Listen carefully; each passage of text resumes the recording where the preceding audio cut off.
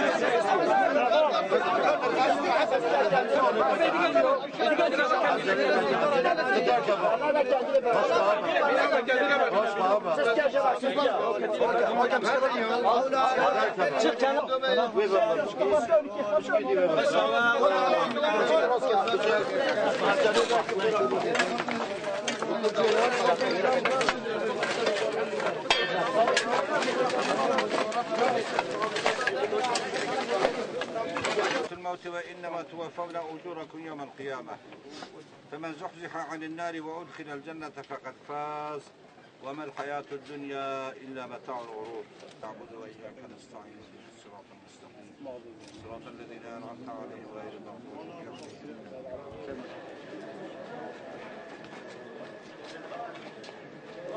Şeyh Ata Hazretleri beni kapı komşumdur. Ezelden beri ailece yaşıyoruz. Çok değerli, çok mütevazi bir insandır.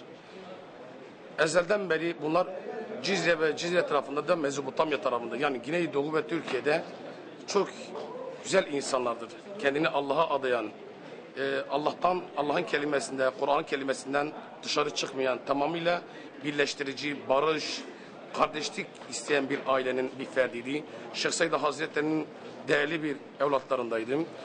Ben küçükten bu yana, benim babam ve dedeklerim de onlarla beraber geldim. Benim şu anda yaşım 44. Ben 44 yıldan beri onlarla kapı komşusuyum. Bugüne kadar onlarda gördüğüm iştenliği, dostluğu, kardeşliği, birlik ve beraberliği başka bir insanda zor gördüm. Çünkü bunlar sadece Allah için, peygamber için, dostluk için, kardeşlik için iştenlikli güzel şeyler istiyorlardı. Ve ben de bu yaşına kadar her nerede ben gittiğim her yerde onların namıyla, onların güzellikleriyle gidiyordum. Batıya gittiğimde onların isimleriyle gidiyordum. Güney'e gittiğimde aynı şekilde onların, yani Türkiye'nin ve dünyanın dört bir yana gittiğimizde onların adı var olduğundan dolayı biz kapı komşusu dediğimiz zaman inan ki el üstünde tutulardı. Demek ki bu insanlar Allah için yürümüşse. الشيخ سيد أبو رحمة الله عليه الشيخ سيد ذاتك زح مظن بو الشيخ عطا قالك استحي مناس تكر إنسانك زح تازبو صالح بو إنسان قالك جي راضي بون يعني إنساني كوديتن قالك يجي ممنون بون وتشي بقولت نزح جي فدا بون الشيخ عطا إنسانك قالك مقبول بون إنساني وكويناك من خدي يقولوا نعم مدى زيدك إن شاء الله وكقطب الضزيا ونابو الشيخ عطا. Gaziantep'ten geldiğim ve Şeyh Seyda'ya bağlı bir insanım. Bunun için Cenab-ı Allah onlar gibi insanların sayısını çoğaltsın. Çünkü niye? Güzel yapan her zaman güzeldir. Çirkin şeyleri yapan her zaman çirkindir. Cenab-ı Allah güzel yapanlara bizi güzel olarak da onlara teslim olmayı nasip etsin. İnsanlar evliyaları, alimleri eleştirmesin. Neden?